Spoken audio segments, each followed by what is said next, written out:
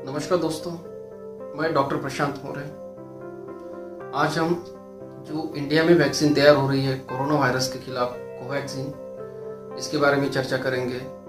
आज तक हमने यूके की ऑक्सफोर्ड वैक्सीन, यूएसए की मॉडर्ना वैक्सीन, चाइना की वैक्सीन, इसके बारे में जानकारी ली। तो आज सभी भारतीयों के लिए एक अच्छी खबर है कि इंडिया में भी कोरोना वायरस की वैक्सीन तैयार हो गई है। उसके एनिमल स्टडीज हुए हैं और इस वैक्सीन को DGCI की तरफ से, मतलब director general control of India की तरफ से फेज 1 और फेज 2 स्टडीज करने की परमिशन मिली है। भारत बायोटेक कंपनी ने ये जो वैक्सीन तैयार की है कोवैक्सीन, इसने ये ICMR, Indian council of medical research and NIV, national institute of virology, इनके साथ कोलैबोरेट करके तैयार की है।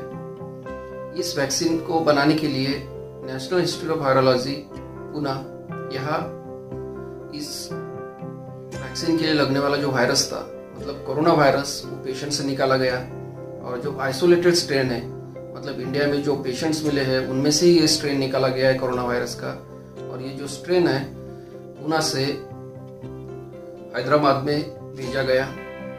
हैदराबाद में जीनोम वैली में भारत बायोटेक कंपनी ने हाई कंटेनमेंट एरिया बनाया है। यहाँ इस स्ट्रेन का इस्तेमाल करके कोवैक्सीन तैयार की। ये वैक्सीन तैयार करने के लिए जो वायरस का स्ट्रेन है उसको कमजोर किया गया, क्योंकि कोई भी वैक्सीन जब बनती है तो वो वायरस के पार्ट से या पूरे वायरस से बनती है। तो ये जो वैक्सीन बन रही है, ये जो कोरोना वायरस है, इसको कमजोर करके बनाया है। मतलब ये जो वैक्सीन है वो शरीर में जाने के बाद इन्फेक्शन कॉज नहीं कर पाएगी, लेकिन आपके शरीर में कोरोना वायरस के खिलाफ लड़ने के लिए इम्यूनिटी तैयार हो जाएगी। तो सभी भारतीयों के लिए एक अच्छी खबर है। अब तक हम USA के वैक्सीन, UK की वैक्सीन, चाइना की वैक्सीन, इसके बारे में चर्चा करते थे, लेकिन भारत में अभी इस रेस में शामिल हुआ है। और सिर्फ ये एक ही वैक्सीन नहीं है, तो और 4 कंपनीज वैक्सीन डेवलप कर रही है, जिसमें जायडस कैडिला है, इम्यूनोलॉजिकल कंपनी है, मीवैक्स है।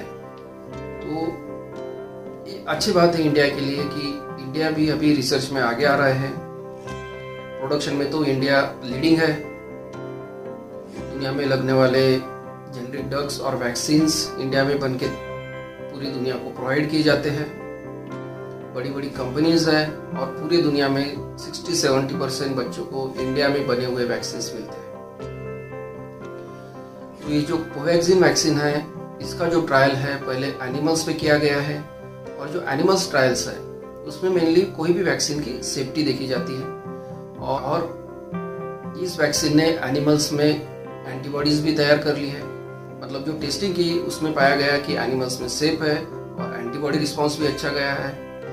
तो ये रिस्पॉन्स देख के DGCI ने भारत बायोटेक को अभी फेज 1 और फेज 2 क्लिनिकल ट्रायल्स करने की परमिशन दी है। मतलब अभी इसके प्रयोग जो है ये इंसानों पे शुरू होंगे। अभी इसमें कितने वॉलंटियर्स रहेंगे, इसका क्या डोज होगा, इसकी जानकारी आने वाली है। तो ये जो फर्स्ट और सेकंड फेज है ये जुलाई महीने में शुरू होने वाले हैं।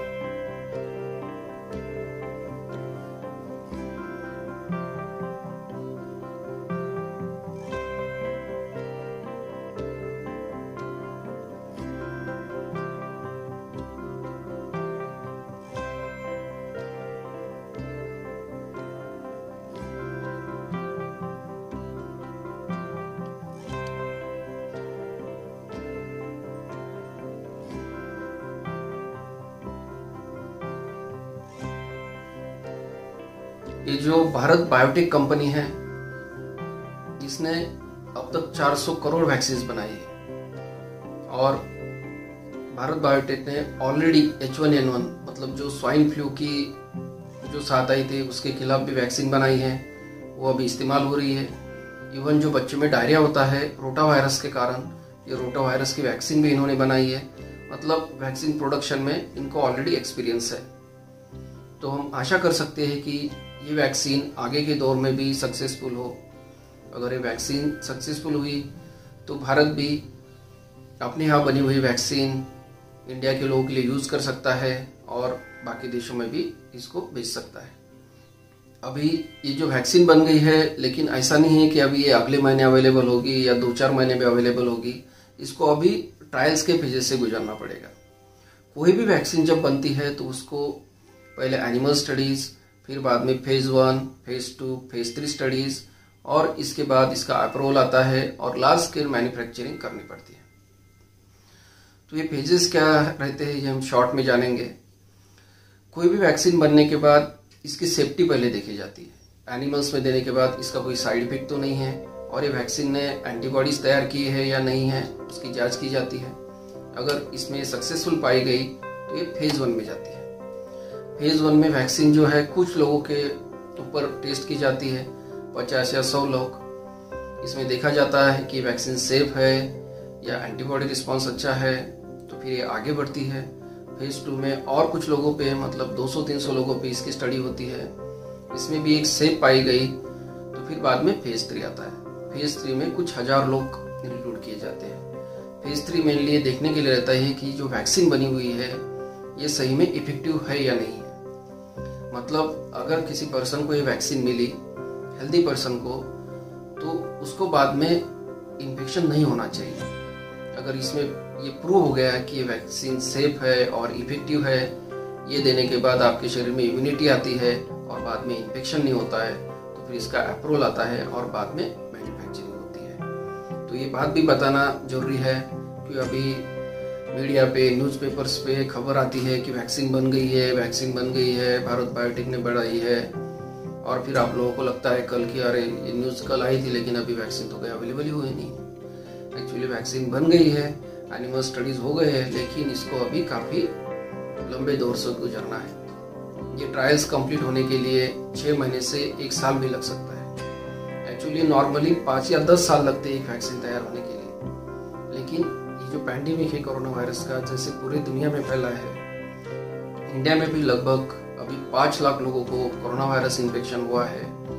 तो ये जो वैक्सीन के फेजेस है ये कट शॉर्ट किए जाएंगे और जल्द से जल्द वैक्सीन तैयार करने की कोशिश की जाएगी। क्योंकि बाकी देशों में जैसे यूके, यूएसए, चाइना, इन्होंने जो वैक्सीन का काम शुरू किया था अभी वो उनके आखिरी दौर में है, और हो सकता है कि उनकी बनाई हुई वैक्सीन भी इस साल के अंत तक अवेलेबल हो। अगर 2 या 4 वैक्सीन अवेलेबल हो गई तो ये बहुत अच्छा है, क्योंकि वैक्सीन बनने के बाद भी जो पूरी दुनिया की डिमांड रहेगी वो काफ़ी हाई रहेगी। तो डिमांड फुलफिल करने के लिए 2 या 4 वैक्सीन कैंडिडेट रहे तो बहुत अच्छा है। हम भारतीयों के लिए ये बहुत अच्छी खबर है कि अभी इंडिया भी वैक्सीन रिसर्च में पीछे नहीं है। मतलब इसके पहले भी वैक्सीन बनते थे, लेकिन अभी इतने फास्ट कोरोना वायरस के खिलाफ जो भारत बायोटेक ने वैक्सीन बनाई है, तो अभी इंटरनेशनल लेवल पे भारत का नाम भी सामने आया है।